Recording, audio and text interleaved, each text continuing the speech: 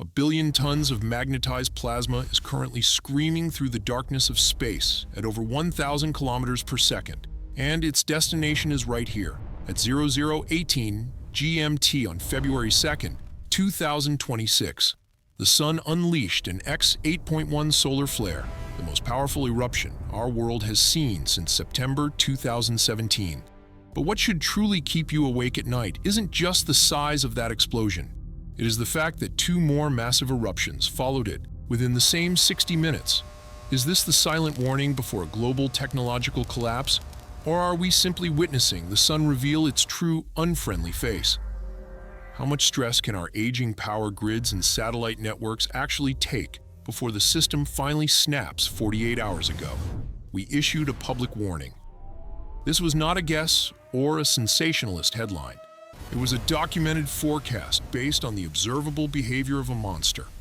Sunspot AR4366 had been showing every sign of a coming catastrophe, with its magnetic field stretching and twisting like a spring under unbearable tension. When the Sun finally responded, it did so with terrifying efficiency. The X8.1 flare was one of the strongest of the current 25th solar cycle, and it was detected immediately by monitoring networks across the globe. However, the story quickly shifted from a single event to a dangerous escalation. Within 1 hour, 3 massive X-class flares erupted from that same unstable region.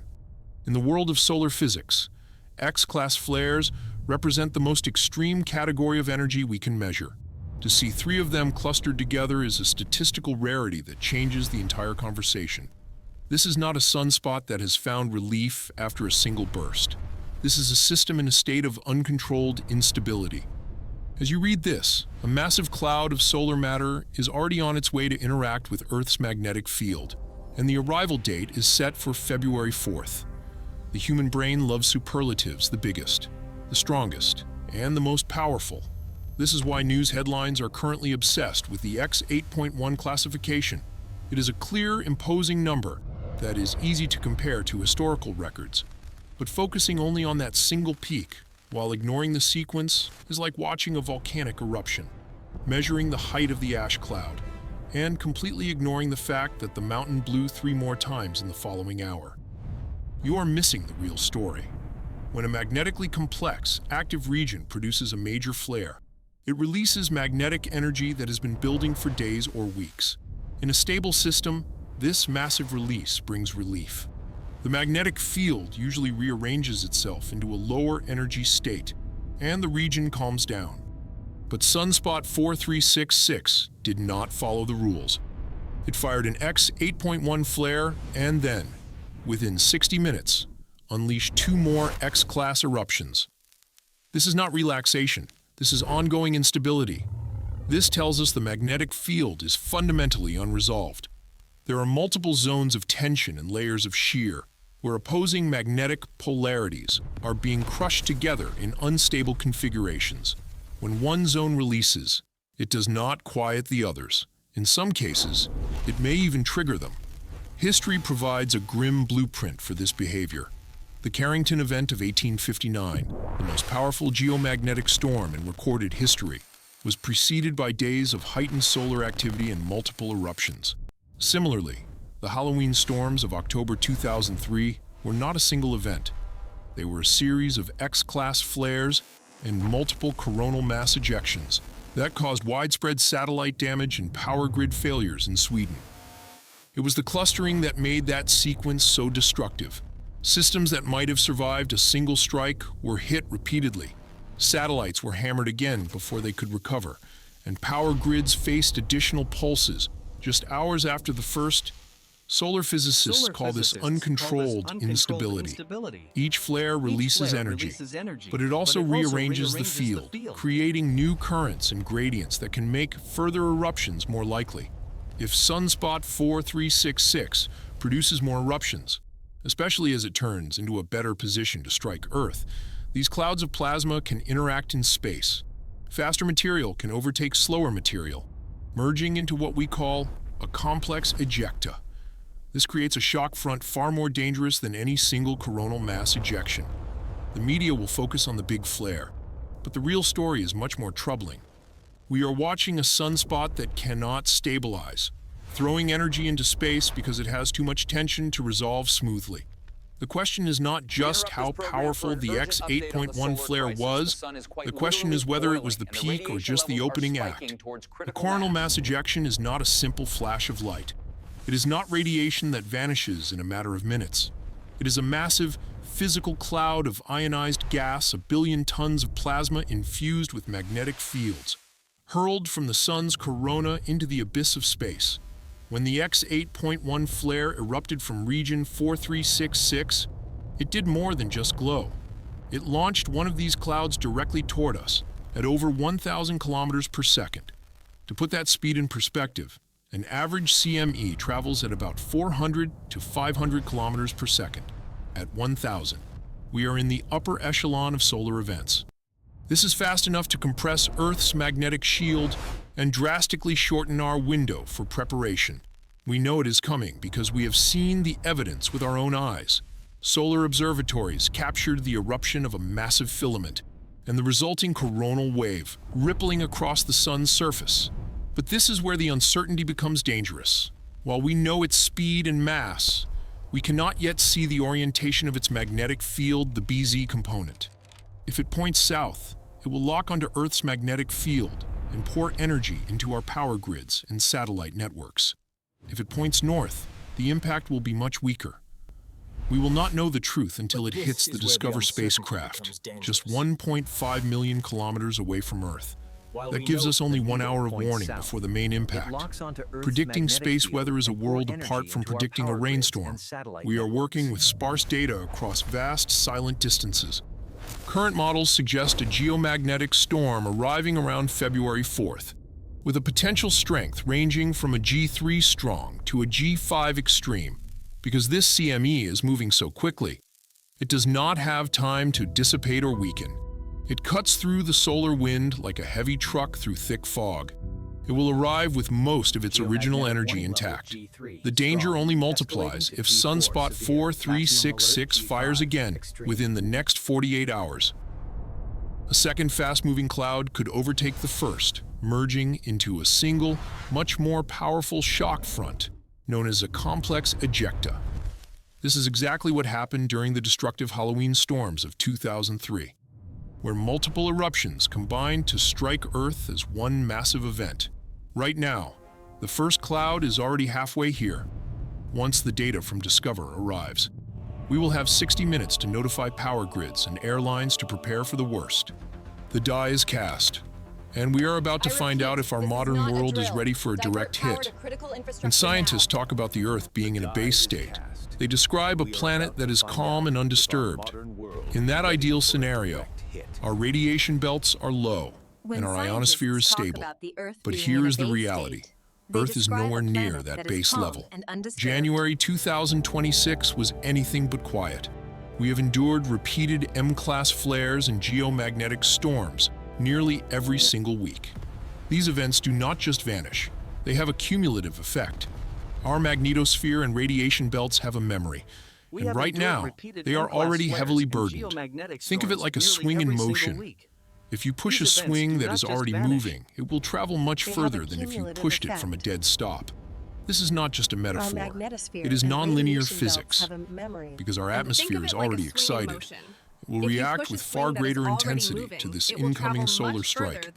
Satellite operators are already reporting anomalies, and our ionosphere is so saturated that GPS signals are noisier than usual. The stress system is a vulnerable one. Our power grids are designed with safety margins, but those margins assume base conditions. If the grid is already running near its limit and transformers are already hot, a single extra pulse could be the trigger that causes a cascading failure. Imagine a dam after weeks of heavy rain. The reservoir is full, and the pressure is at its maximum limit. The dam is holding, but the safety margin has all but disappeared. Then, another storm hits. The same storm that would have been manageable under normal conditions now becomes a threat to the entire structure. This is where we stand today. The solar activity of January was the rain and the incoming coronal mass ejection. is the next storm. We must be honest, the reaction to this strike will not be normal, because our conditions are not normal. The safety margins are thinner, and the probability of operational consequences is much higher. This is not just an isolated incident. It is a fundamental shift in our threat level. The clock is ticking because the sun never stops moving. From our perspective here on Earth, the sun completes a rotation roughly every 2 weeks as it passes through our field of vision. This slow, relentless movement defines something solar physicists call the strike zone. This is the specific window of time when an active region is positioned so that any eruption it launches is aimed directly at our planet, rather than firing harmlessly into the empty void of space. As we speak, that window is opening wide for Sunspot AR4366. To understand the danger, we have to look at the geometry of the situation, because geometry is the difference between a minor scientific curiosity and a total technological blackout. When the massive X8.1 flare erupted on February 2nd, region 4366 was positioned near the eastern edge of the Sun. From Earth's point of view, it was not yet aligned with us. This means the billion-ton plasma cloud it launched is technically a glancing blow. It is heading our way, but it is not a bullseye. However, this is actually the part that should keep you awake at night. If that same explosion had happened just 3 or 4 days later, once the sunspot has rotated into a direct alignment with Earth, the severity would be exponentially worse. There would be no angular offset and no glancing impact. It would be a direct, head-on collision with our magnetic shield. As we move through this week, that monster is rotating into the optimal strike zone. Over the next 2 to 3 days, it will be looking directly at us, with nothing standing in its way. Any eruption that occurs during this specific window will follow a straight line toward our atmosphere. There will be no room for error and no safety margin. We must remember that the X8.1 flare was not the conclusion of this story. It was merely a violent demonstration of what this region is capable of doing. The sunspot remains magnetically complex and extremely unstable. It is moving into the worst possible position, at the exact moment it is at its most dangerous. This is why future flares matter far more than past ones. The February 2nd event was significant, but it happened when the geometry was suboptimal for a total strike. If region 4366 produces another massive flare while it is perfectly aligned with Earth, the resulting geomagnetic storm will have a much higher impact. It is the physical difference between a sideswipe on a highway and a front-end crash. For a scientist, this is a fascinating opportunity to study a major solar event. But for a satellite manager or a power grid operator, it is a nightmare scenario unfolding in real time. The window of maximum threat covers February 3rd, February 4th, and February 5th. This is the period where the region reaches its most accurate alignment with our planet. There's absolutely no reason to believe the sun will suddenly decide to go quiet just because it would be convenient for our modern world. Magnetic instability does not resolve itself based on our human schedules. Physics dictates what happens next, and the physics of this region suggest the activity is going to continue. There is a common misconception that the danger ends the moment the flash of light from a solar flare disappears. That is not how geomagnetic storms work. The flare is only the announcement, a silent signal that travels at the speed of light. The plasma cloud is the heavy cargo, and that cloud requires days to arrive at our doorstep. Therefore, the peak danger for any future eruption occurring in this strike zone will happen 3 or 4 days after the initial flash. That is the window we must watch with unwavering attention. The strike zone is not like a light switch that is either on or off. It is a dangerous gradient. When the region is in the dead center of the solar disk, the geometry is perfect for a direct hit. As it rotates away from that center, the potential impact slowly degrades. Right now, we are entering the very peak of that gradient. The window opened a few days ago and will not fully close until February 10th or February 11th. But the next 72 hours represent the most critical period of our lives in this solar cycle. We have 10 days in total for this sunspot to pass our field of vision. But we only have 3 days of maximum direct threat. We are in the heart of those 3 days right now. The strike zone clock is running. and the sunspot is still boiling with unimaginable energy. The question is no longer if it will erupt again, but exactly when it will happen. Will Earth be caught in the crosshairs when the next critical magnetic threshold is reached? The sun does not care about our preferences, our economies, or our technology. It will explode when the magnetic field can no longer hold back the tension. If that happens in the next 72 hours, we will see exactly what a direct hit from a monster looks like. The window is open, the time is now, and the sun is still waiting. How are extreme events truly born in the world of solar physics? There's a fundamental principle that most people have never heard of, primarily because it sounds too much like speculation or fear-mongering. But this is not guesswork. It is a pattern recognized over decades of data. The principle is simple: solar flares scale relative to baseline activity. When the sun is quiet, flares are small. When the sun is active, they grow larger. But when the sun is extremely active, when the baseline floor itself is elevated, the potential ceiling for what a flare can achieve rises with it. Think of the sun's energy as a reservoir. In a typical active region, magnetic tension builds up until it reaches a breaking point, releases its energy in a flare, and then relaxes into a lower state. But Sunspot AR4366 has just rewritten that script. The X8.1 flare was a massive release of energy, yet it did not fully clear the magnetic tension in that region. We know this because the area produced 2 more X-class flares within the same hour. This implies that the reservoir of magnetic energy in this sunspot is deeper than anything we normally encounter. The floor has been raised. In science, we must be careful not to predict an X100 flare or a world-ending catastrophe. However, we must also acknowledge that extreme events are not random rolls of the dice. They are a scaling process. They are born in systems already operating in high-energy states. And Sunspot AR4366 is operating in a very high-energy state. The X8.1 flare was not a random outlier. It was a symptom of a region that has more energy available than almost any other sunspot in recent history.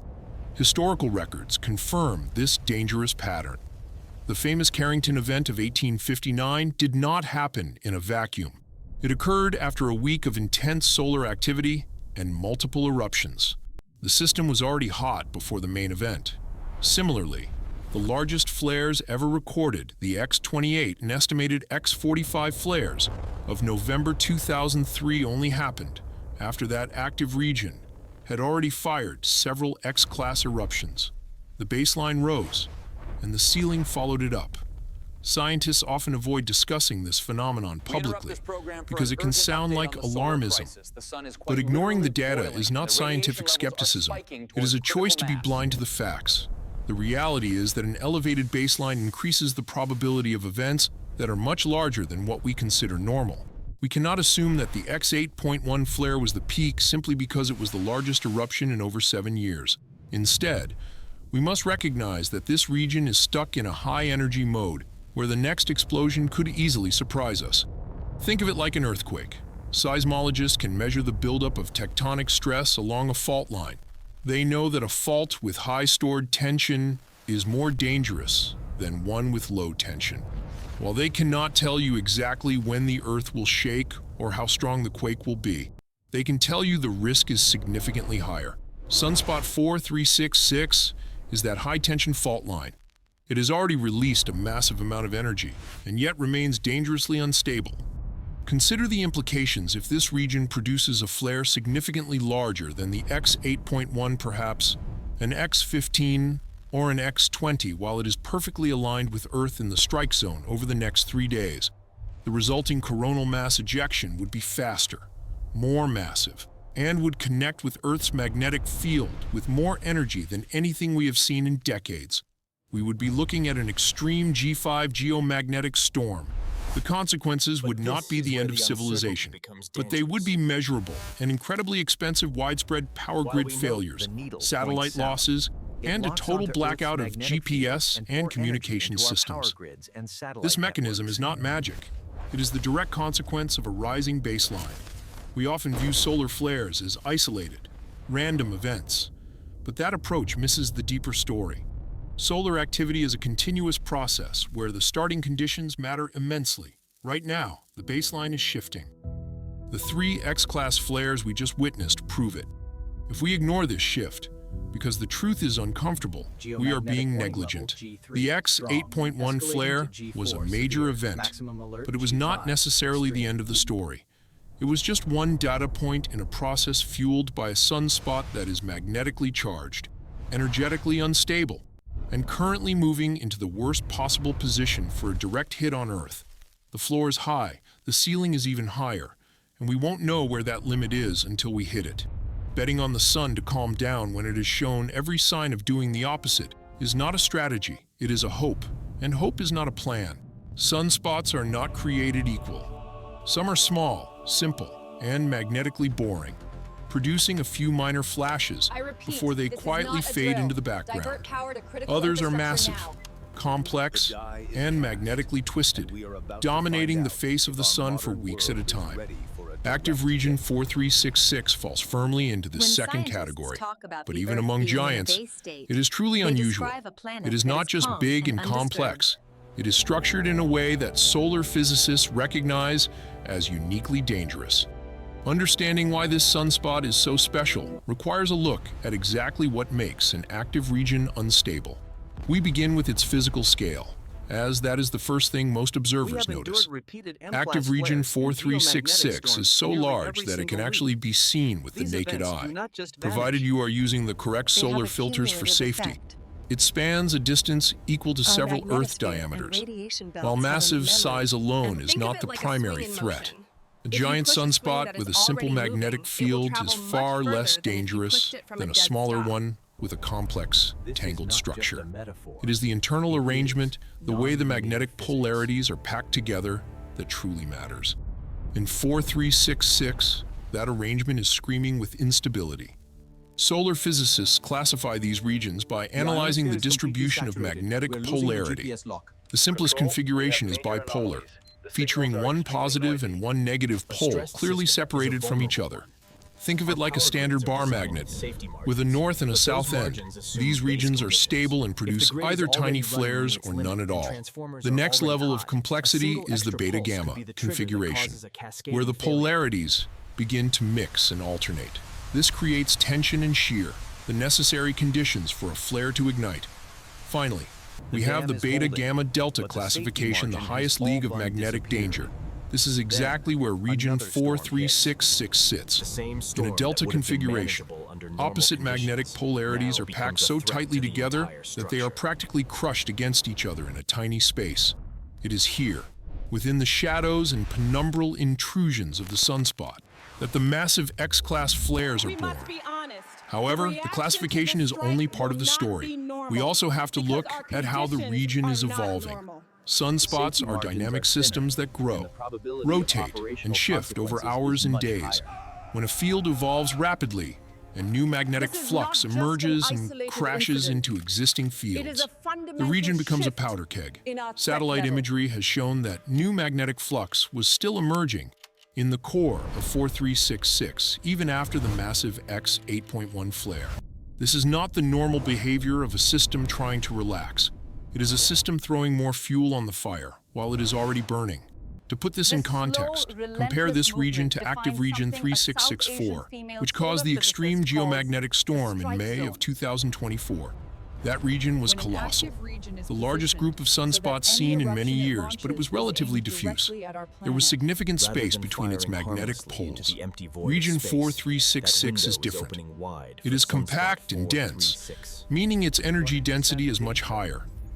Think of the difference between a large pile of loose wood and a small, tightly pressed block of coal. The coal contains far more energy in a much smaller volume. Active region 4366 is that coal. Advanced imaging from the Solar Dynamics Observatory reveals even more alarming details. The corona above this sunspot is incredibly bright in extreme ultraviolet light. This brightness is a direct measurement of temperature and density, telling us that the plasma above this spot is heated to millions of degrees. It shows that magnetic energy is being continuously pumped into the upper atmosphere of the sun. When you see this kind of sustained heating, it is a clear sign that the magnetic field is under immense stress and that the energy has to go somewhere. It can either dissipate slowly through tiny events or explode catastrophically through major eruptions.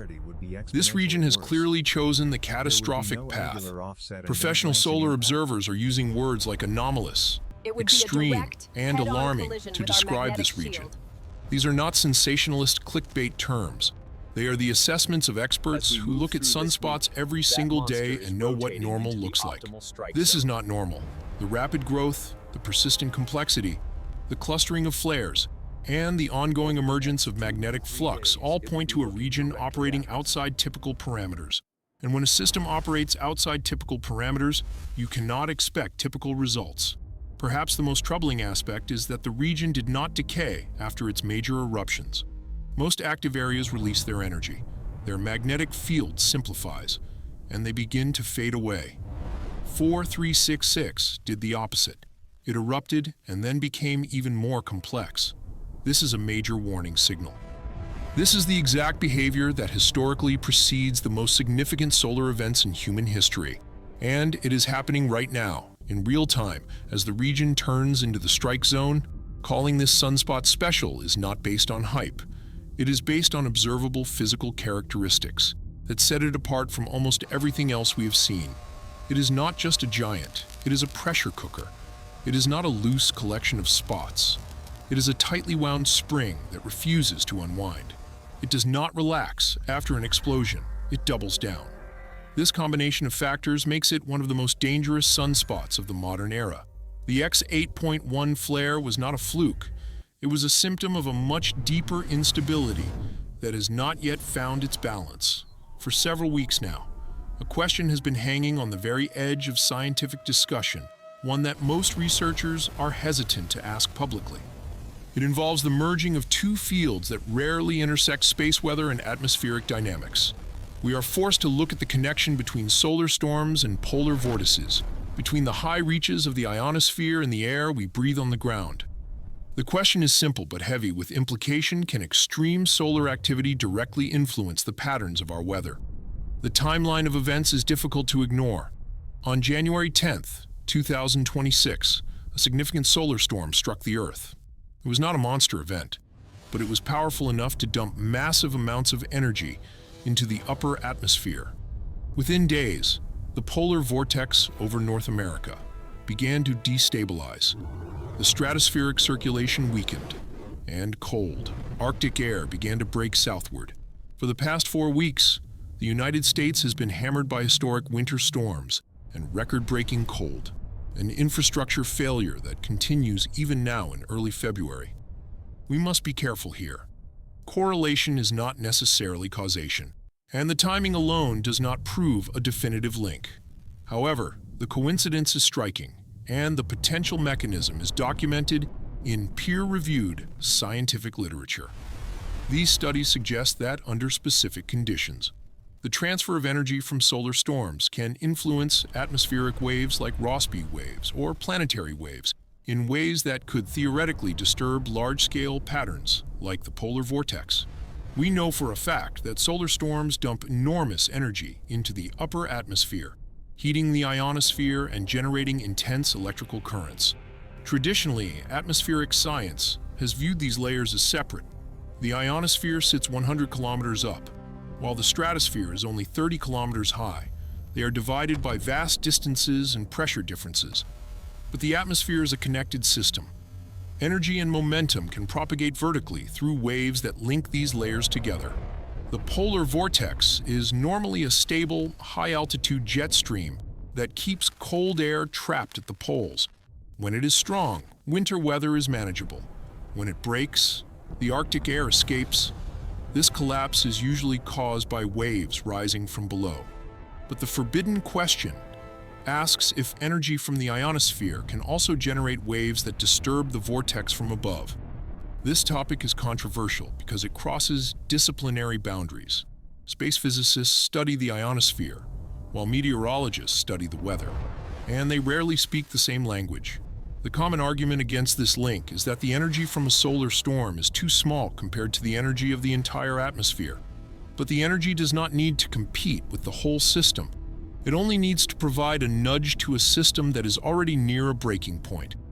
The atmospheric data from January shows that the polar vortex was already weakening before the solar storm of January 10th hit. It was disturbed, but not yet broken. Then the solar storm arrived, dumping energy into the polar ionosphere, and within days, the vortex collapsed completely. While the vortex might have collapsed anyway, the timing is suspicious. More importantly, it has remained broken for an entire month, far longer than the typical 1 or 2 weeks. There are studies showing that solar particles can change the chemistry of the stratosphere, affecting ozone and radiative heating, which in turn influences circulation. Others show that geomagnetic storms can generate gravity waves that travel downward. These are not wild speculations. They are published results, but they are not part of the mainstream weather models used today. If Region 4366 produces more major storms this week, and the polar vortex remains shattered, at what point do we stop calling it a coincidence? Nature does not care about our academic categories, or the fact that space physicists and meteorologists don't attend the same conferences. It follows the laws of physics. If the physics allow for this cross-domain interaction, we must take it seriously. We are currently witnessing a convergence of high-risk events. Solar storms are ramping up while our atmospheric shield is already compromised. A new fast-moving coronal mass ejection is set to arrive on February 4th while the vortex is still broken and the weather is still in chaos. We are no longer observing an isolated experiment in space. We are watching a complex, multi-domain crisis unfold. When most people think of solar storms, they imagine the auroras, those beautiful cinematic curtains of green and red light dancing across the night sky. It is the part of the story that makes the evening news. But there is another side to these storms that is far less photogenic and much more dangerous to our modern way of life: radiation storms. If Region 4366 continues to escalate, we could be facing one of the most intense radiation environments we have seen in decades. To understand the danger, you have to understand what a radiation storm actually is. When a solar flare erupts, it does more than just release light. It accelerates particles, protons, electrons, and heavy ions to incredible speeds, sometimes reaching relativistic levels. These particles travel along the magnetic lines of space, and if those lines are connected to Earth, the radiation can hit us within minutes to hours of the initial flash. Unlike a coronal mass ejection, which takes days to arrive, a radiation storm is a nearly instantaneous strike that arrives in waves. We classify these events on the SE scale, ranging from S1, which is minor, to S5, which is extreme. This scale is based on the flux of protons with energies above 10 million electron volts. While S1 storms are common, the higher levels are rare. We have not seen an S4 event since 2005, and we have not experienced an S5 storm since the Halloween events of 2003.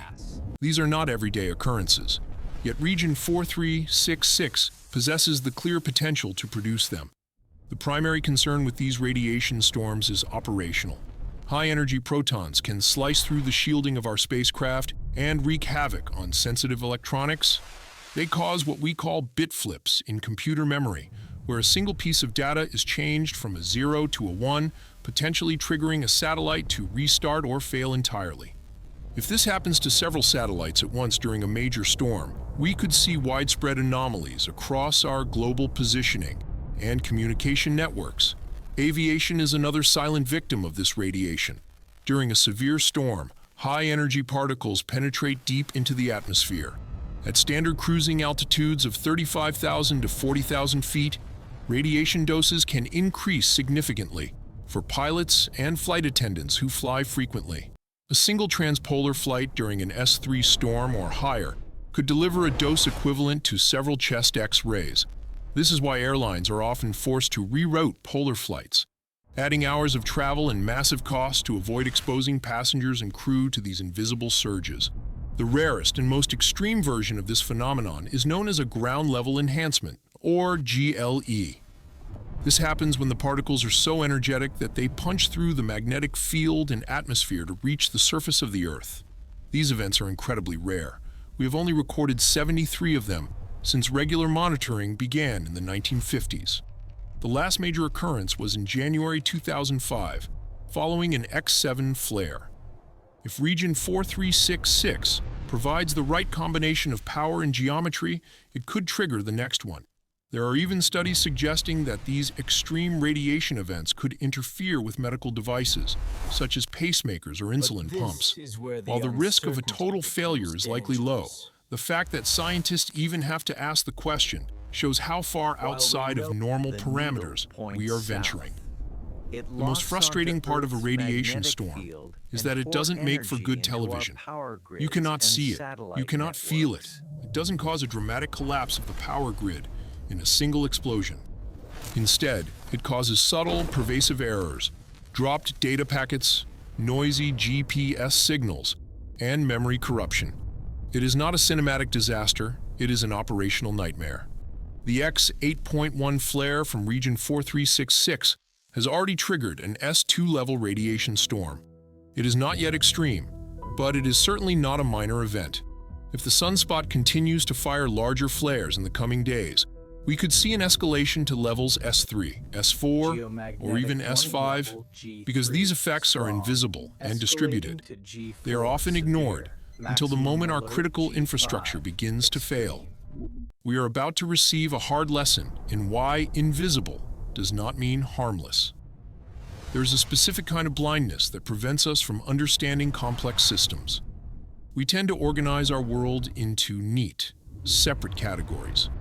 Solar storms are classified as space news. Winter weather belongs to the climate section. Power grids are handled by infrastructure experts. Each category has its own specialists and its own audience, and the boundaries between them rarely cross. The problem is that the universe does not respect these human boundaries. The sun affects space. Space influences the upper atmosphere, and the upper atmosphere pushes against the weather we feel on the ground. That weather then puts stress on our infrastructure, which ultimately impacts every level of our society. It is a single, interconnected system. When we isolate our analysis and refuse to look at the connections, we miss the most important patterns. Consider what happened on January 10th, 2026. That solar storm was covered by space weather outlets, buried in a few paragraphs in the science section. It was never linked in the public mind to the total collapse of the polar vortex that followed just days later. The polar vortex was treated as a local weather story. Meteorologists explained the atmospheric dynamics, but they never mentioned the sun. Why? Because solar storms are not part of the standard weather forecasting paradigm. They are not in the models, they are not in the training, and they are not in the institutional frameworks. This is not a conspiracy. It is simply how institutions are built. They specialize, they create boundaries, and they distribute responsibilities.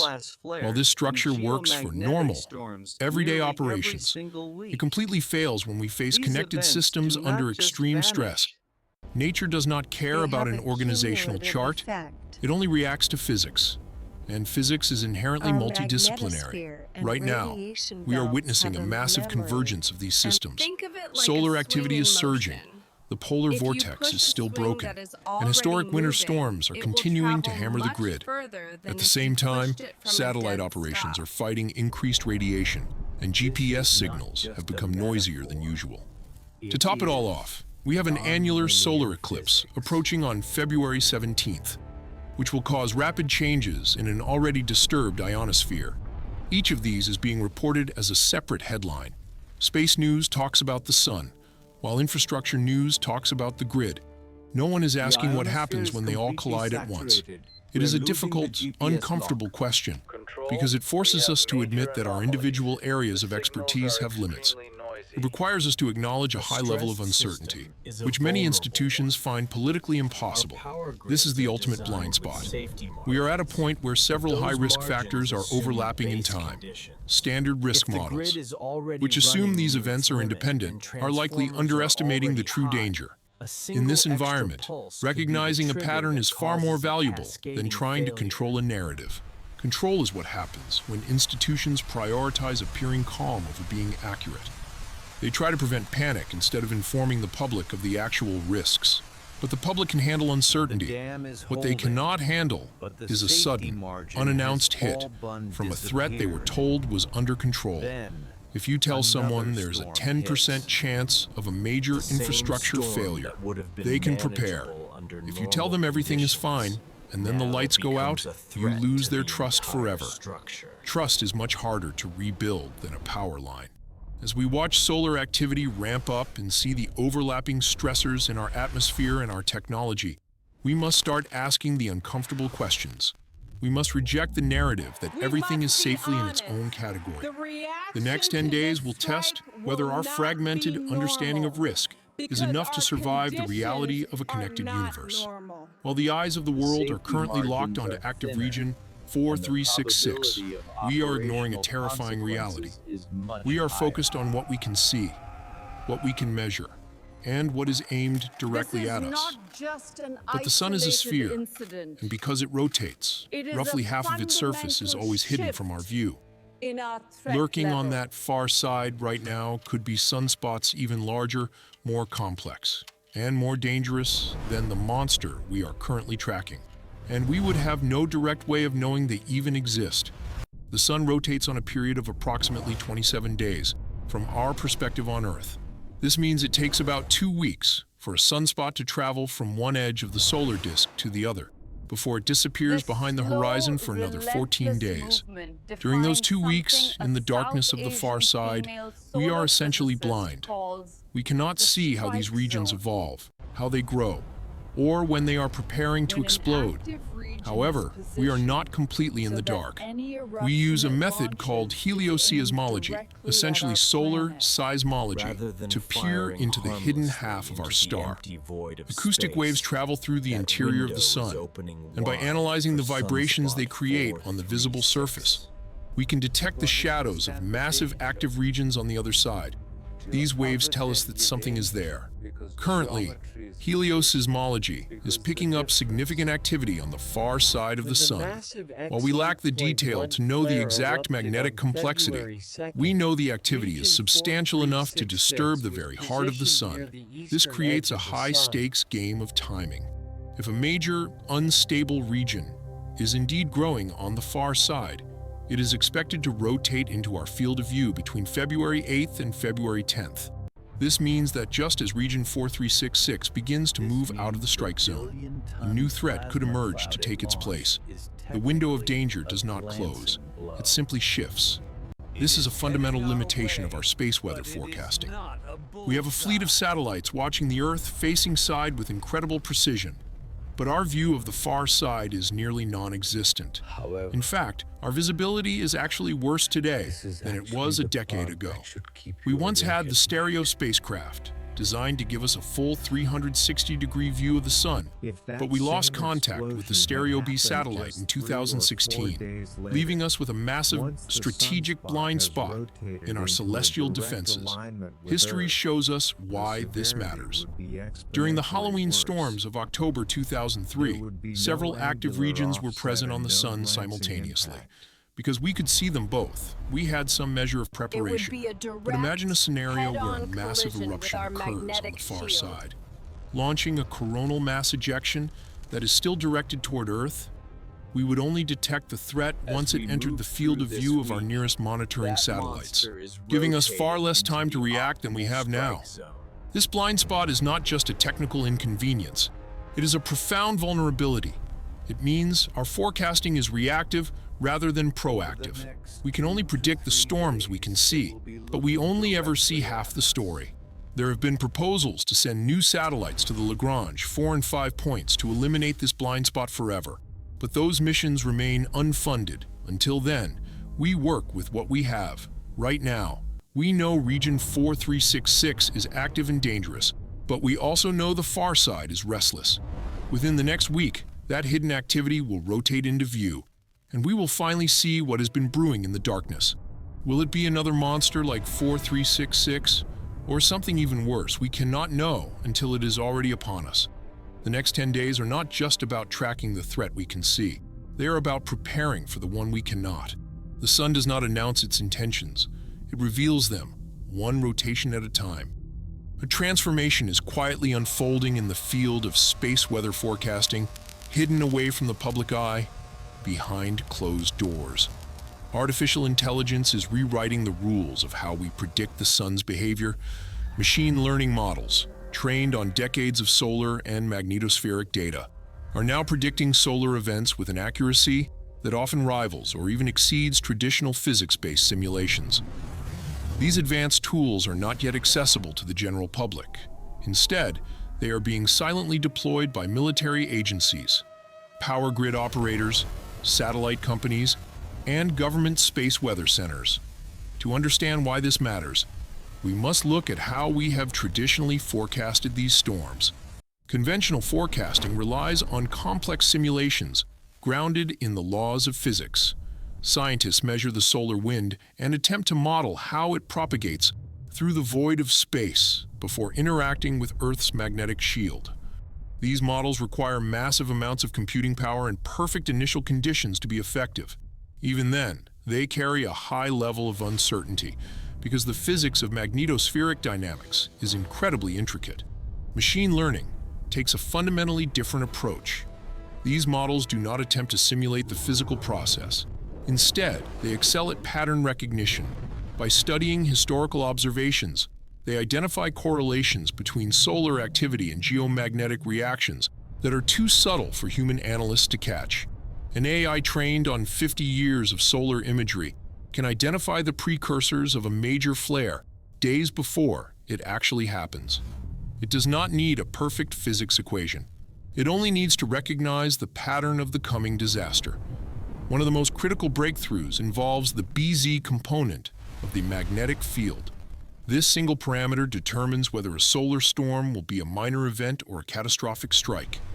Currently, our public monitoring systems cannot measure this orientation until the storm hits the Discover spacecraft, located just 1.5 million kilometers from Earth. This provides us with only 1 hour of warning before the impact. However, new neural networks can now estimate this magnetic orientation at the very moment of eruption by analyzing images of the sun's surface. This technological leap can turn a 60-minute warning into a 3-day window for preparation. This shift creates a profound information asymmetry.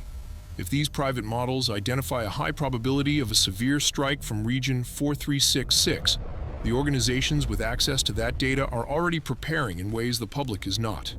This is not a conspiracy, but rather an operational reality of protecting critical infrastructure. Military and energy operators require actionable intelligence, and they have the resources to build the tools necessary to obtain it. Consequently, the public forecasts you see from the Space Weather Prediction Center may lag behind the true state of our knowledge. These advanced AI models are often held back from public release because they are not yet fully validated for the general population or because of institutional inertia within large government agencies. When you read a public warning of a G3 or G4 storm, you are likely seeing a forecast based on older, more conservative methods. If the silent AI models are currently flagging region 4366 as an anomaly with a high chance of a direct hit, that information is already being used to move satellites and shield power grids. Meanwhile, the rest of the world waits for a public alert that might only arrive when it is too late to take meaningful action. The warnings for the events of early February may already exist in a database somewhere. The only question is whether the public will be allowed to see them before the lights go out. Most of us live under a comforting assumption about the ground beneath our feet and the sky above our heads. We believe the Earth's magnetic field is a permanent, unchanging guardian that has stood watch for billions of years. We trust it to shield our technology and our lives from the silent, violent radiation of the sun without ever wavering. But that sense of security is misplaced. The truth is that our magnetic field is not a static wall.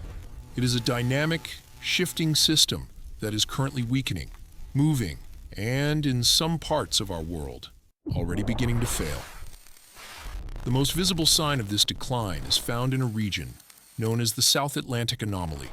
Stretching across South America and the southern Atlantic Ocean, the magnetic field in this area is significantly weaker than the global average, only about 60% of the strength found elsewhere on that same latitude. This is not a theoretical problem for the future. It is an operational reality today. Because the field is so thin here, the protective shield dips lower, allowing high-energy particles from space to penetrate much deeper into our atmosphere. Satellites passing through this anomaly face a barrage of radiation that causes frequent memory corruption and electronic failures. Even the International Space Station must shut down secondary systems to protect its crew and equipment when it traverses this magnetic pothole. What is most concerning is that this anomaly is not stationary. It is growing and becoming even weaker, and it is not the only sign that our shield is in trouble. On a global scale, the strength of Earth's magnetic field has decreased by roughly 9% over the last 200 years. This decline might seem slow by human standards, but in the world of planetary physics, it is a significant and measurable trend. Simultaneously, the magnetic poles are on the move. The North Magnetic Pole, which spent most of the 20th century in northern Canada, is now racing towards Siberia at a staggering speed of 55 kilometers every year. This rapid migration has forced us to update our global navigation models far more frequently than ever before. It also raises a profound question. Are we entering the early stages of a magnetic pole reversal? These events have happened hundreds of times throughout our planet's history, where north becomes south and south becomes north. While a full reversal takes centuries or even millennia to complete, the transition period is marked by a chaotic and extremely weak magnetic field. We cannot say for certain if a reversal is imminent, but we know the current trend is one of significant weakening. This weakening has immediate consequences for how we face the sun. A thinner shield means a less effective defense against solar storms. A coronal mass ejection that might have caused a moderate storm 200 years ago would trigger a far more severe reaction today, simply because our magnetic defenses have eroded. This means our historical benchmarks are no longer accurate. A G4 level storm today is not the same as a G4 storm in 1859. When the Carrington event occurred, the Earth's magnetic field was noticeably stronger than it is now.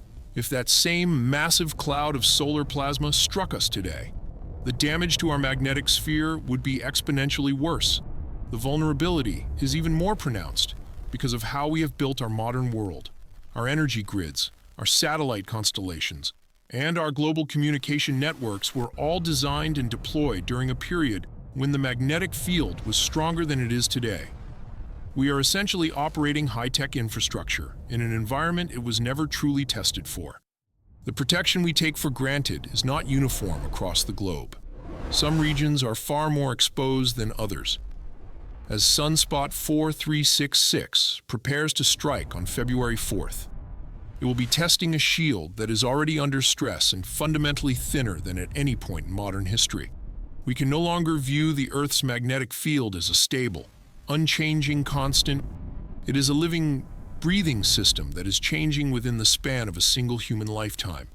These shifts directly alter the math of our survival in a solar cycle.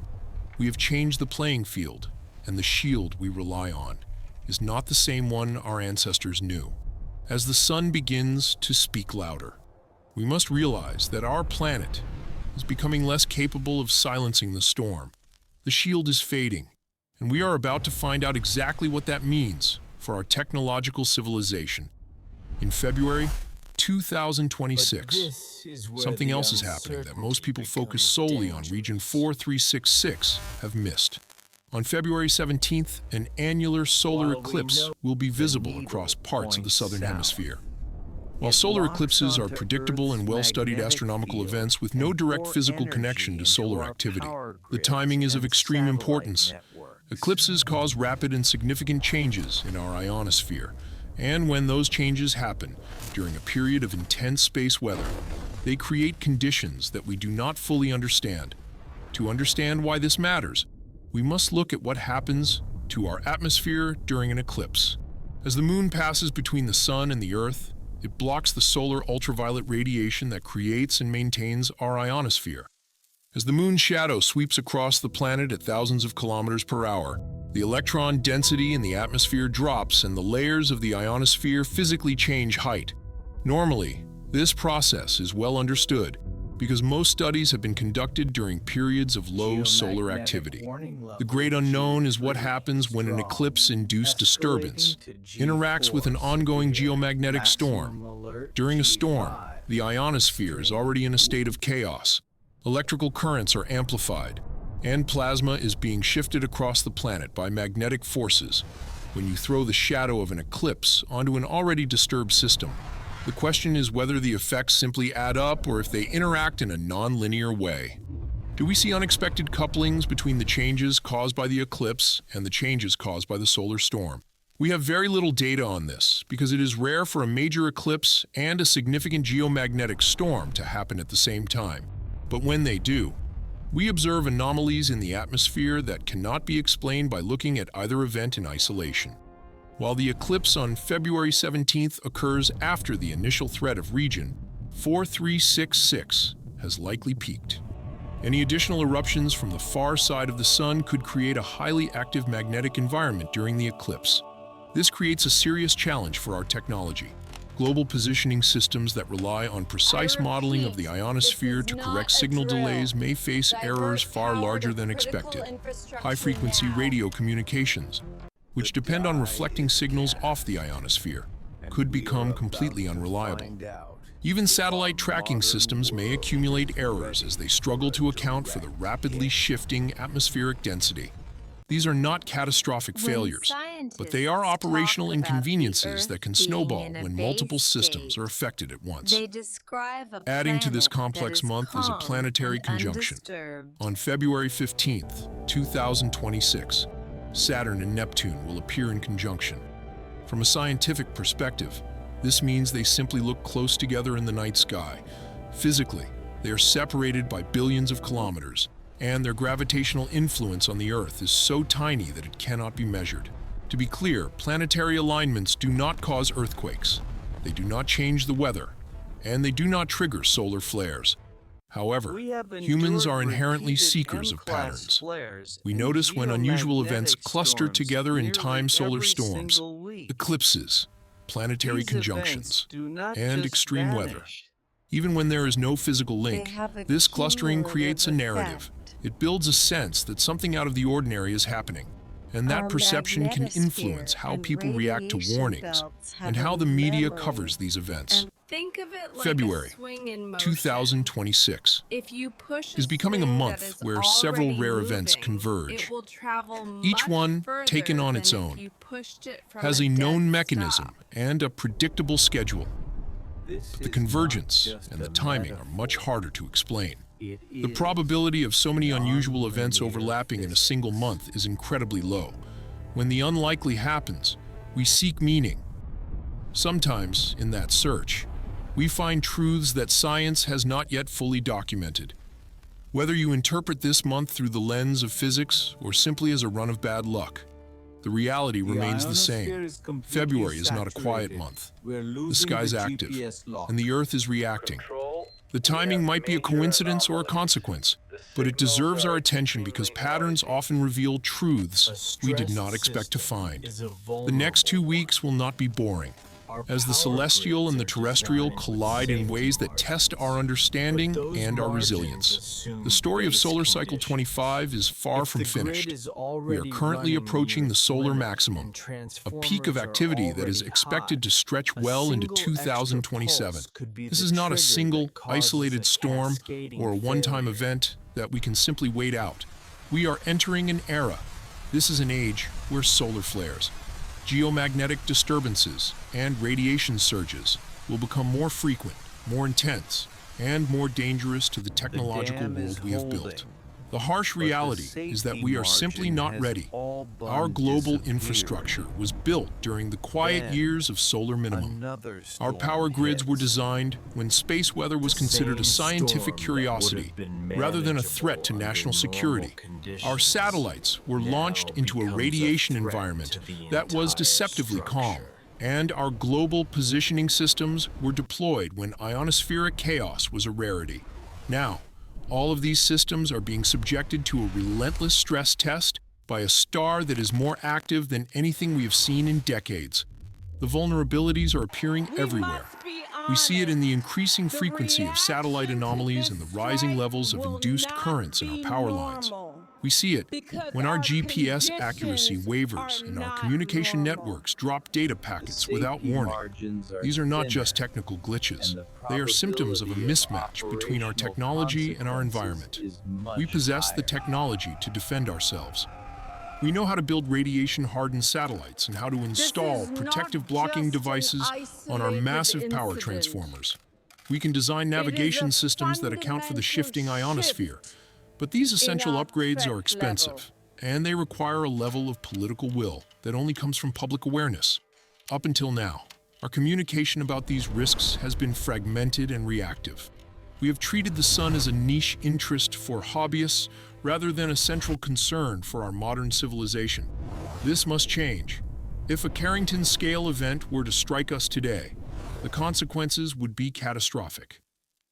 Research by the National Academy of Sciences suggests an economic impact of between $1 and $2 trillion in just the first year. Recovery could take between 4 and 10 years. This would not be a local disaster. It would affect entire continents at once. We would face massive transformer failures, paralyzed satellite constellations, and a total breakdown of the global positioning systems we rely on for everything from air travel to financial transactions. We have been incredibly lucky over the last 2 decades. The major storms of 2003, 2015, and even the events of 2024 caused significant disruptions. But they did not break us. Our systems held, but barely. Each of those events was a warning, a demonstration that the threat is real and that the sun is capable of sudden, violent escalation. Active region 4366 is yet another one of those warnings. It has shown us that our forecasting models still have dangerous blind spots and that our public awareness is still dangerously low. We issued a warning 48 hours before the eruptions began. But how many people truly understood the risk? So, what should you do in the face of this convergence? First, pay attention. Check the space weather forecasts as often as you check the local weather. Ensure your emergency supplies are stocked and that you have a plan for your family.